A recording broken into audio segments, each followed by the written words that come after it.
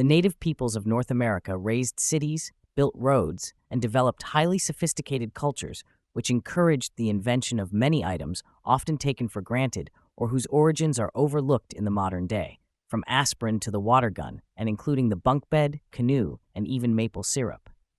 Many innovations, such as the cultivation of maize, initially came from Central and South America, but were adopted by the North American nations and became central to their communities. Irrigation techniques, long-distance trade, cities, astronomical calculations, dams and aqueducts, anesthetics, and apartment complexes were all a part of North American native life long before the arrival of the Europeans, but this understanding of the varied cultures has been obscured by the image of the Native American as the noble savage living day to day in the wilderness with no concept of civilization or technology. This image has also contributed to the misguided and inaccurate concept of Native Americans as anti-science or anti-progress and resistant to embracing new ideas.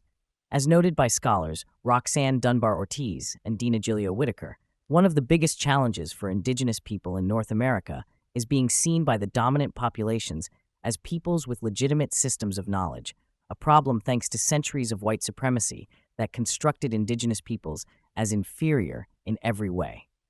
Actually, the indigenous peoples of the Americas have a long history of innovation, invention, and technological development, which was only possible because of their openness to new ways of seeing, their respect for the gifts of the natural world and the concept of sustainability, and the curiosity necessary for any kind of invention or cultural development. These are only a small sample of the many inventions of the North, Central, and South American natives, and focus only on those of North America. Among the inventions not listed below is the syringe, fashioned from a hollow bird bone and an animal's bladder, used to administer medicines, just like today. The syringe inspired the invention, or development, by the Lakota Sioux of the water gun as a toy for children, one of many examples of Native American ingenuity in adapting one type of technology for another purpose. And, unlike the water guns and other items mass-produced and discarded today, those of the Native American nations were returned to the earth they were made from. Salicin, extracted from willow bark, was regularly used as a pain reliever and became the Native American aspirin with salicylic acid as the active ingredient. Once salicin was ingested, either by chewing softened bark or consumed in a tea, it reduced fever and relieved headaches, muscle aches, pains caused by arthritis, and other discomforts addressed today by aspirin or various pain relief medications. This remedy is documented in the medical works of ancient Mesopotamia, Egypt, Greece, and Rome, but was developed independently by the Native Americans long before European contact. The European pain reliever that came to be known as aspirin was not developed until the latter part of the 19th century. Bunk beds were developed by the Algonquin and Iroquois nations as a space-saving measure in their longhouses. The bed frames were made of wood with a sheet of bark laid lengthwise over a series of cross spindles. Animal hides served as a mattress over the bark and furs, and hides as blankets. Bunk beds were usually two-tiered, but could be 3 beds high, with the top reached by a small ladder. In winter, the top bunks were often used for storage, and the people used only the lower bunks to be closer to the warmth of the central fire. Bunk beds were adopted by the Europeans and then American settlers for use in military barracks, dormitories, and homes. Canoes were made using various techniques, but among the most popular was the use of controlled fire and an adze, creating the dugout canoe. A suitably large tree was taken down and stripped of its bark, and then a fire set along the top. Once the flames had burned a section of the wood, the adze was used to scrape out the charred bits, and then the fire was again lit, and the process continued until the trunk had been hollowed out. The interior and exterior were then smoothed and shaped by the adze, knives, or other tools. The kayak, invented by the Aleut, Ainu, Inuit, and Yupik nations, developed independently and was a wood or bone frame covered with animal skins with whale fat. The canoe and kayak have remained popular water vessels up through the modern day. The First Nations of Canada and the members of the Haudenosaunee Confederacy were among the first to tap maple trees for their sap and turn it into maple syrup. Although several types of maple trees were used, the sugar maple, whose sap is sweetest, was the most popular. In spring, the Native Americans would cut a small notch in a tree and insert a hollowed reed, which would allow the sap to run into a clay bucket or bowl. After it had been left to cure, it was boiled over a fire and turned into syrup, which was then poured into other vessels. Maple syrup was used as a nutritional supplement to flavor meat in medicinal remedies and as a sweetener in drinks, especially the bitter herbal brews, which were taken either as a remedy for some sickness or as a preventative. Maple syrup became so popular among the European colonists that it later became an important trade good. The moccasin is the footwear most commonly associated with the North American native nations. Its name comes from mecazin or moccasin, the Algonquian word for shoe, and it was made of bear, beaver, deer, or elk hide, cut to size and stitched together with deerskin as the most popular. The most common form of the moccasin is the shoe, but ankle, calf, or knee-high boots were made using the same technique, and both shoes and boots were usually ornamented with beadwork or fringes. Sometimes moccasins were dressed in animal fat for waterproofing, but they could be left undressed if used exclusively indoors, like slippers in the modern era. The moccasin became popular among European traders, beginning with the French in the region of modern-day Canada. They were known as Indian shoes and were often bartered in trade. Snow goggles were invented by the Inuit and/or the Yupik nations to prevent snow blindness and improve the wearer's vision. The oldest pair of goggles found thus far are of Inuit manufacture, dated to around the 13th century.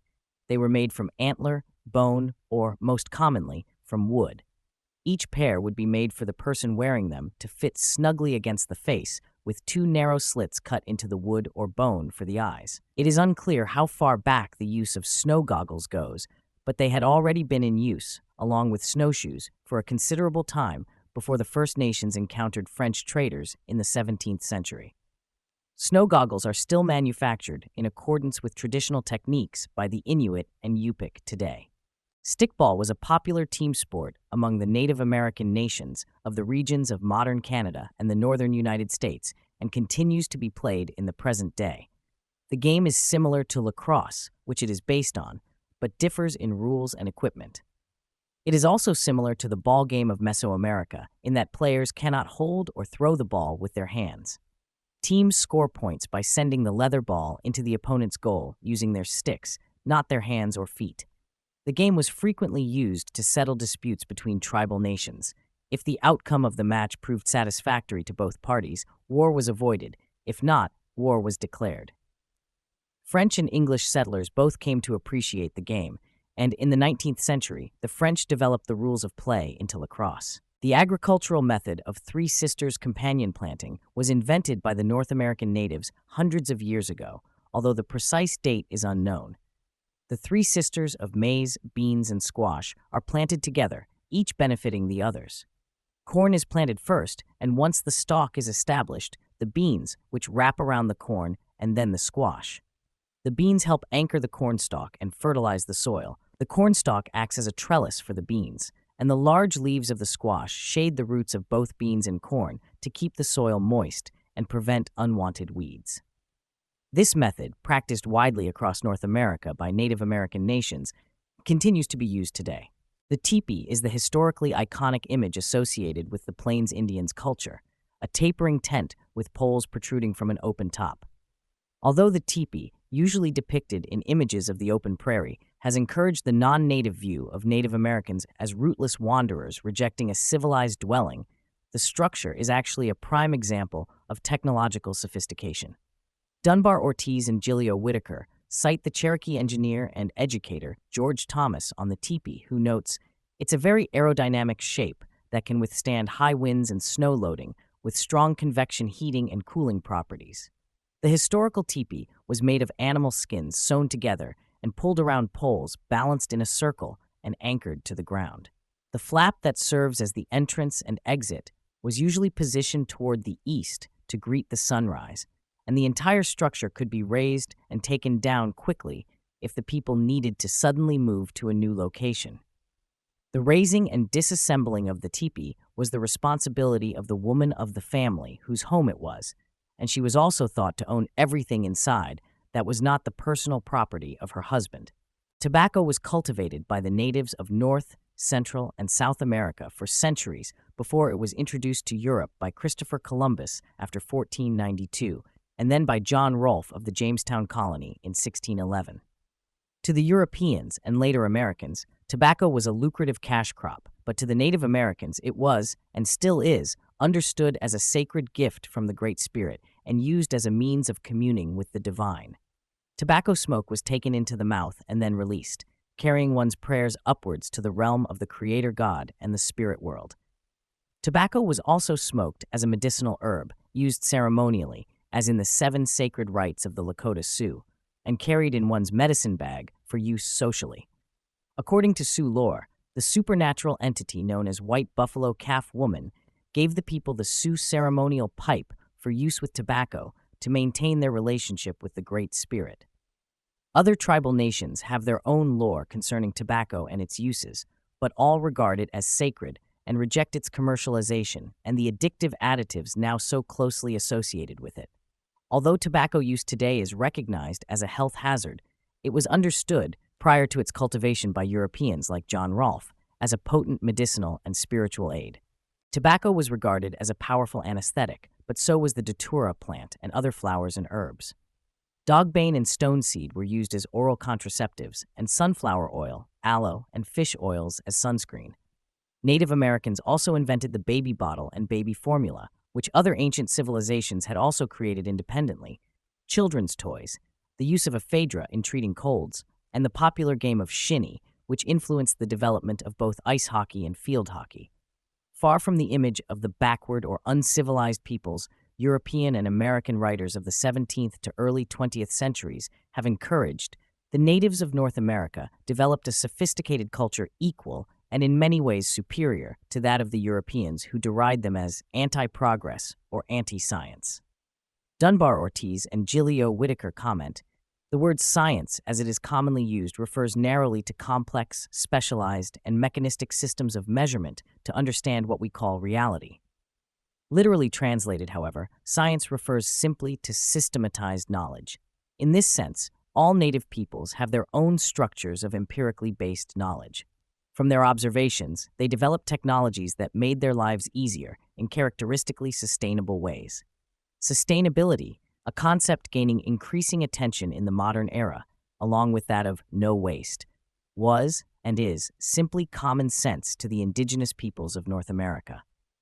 Everything that was taken from the earth for the benefit of the people was returned to the earth, just as it was understood that when one died, one's body would decompose and also return to the land it had come from and lived on. The importance of sustainability was recognized by the Native Americans centuries before the modern era, in which it has become a divisive topic of debate. The Haudenosaunee Confederacy, at least as far back as c. 1500, if not earlier, mandated the 7th generation principle in any decision the nations would make. Any resolution concerning natural resources would have to be sustainable for 7 generations into the future to ensure that there was a future for the people's descendants. Many of the inventions listed above, and many more that do not appear here, were later developed by Europeans and other non-Native Americans, but this concept, unfortunately, was and continues to be ignored.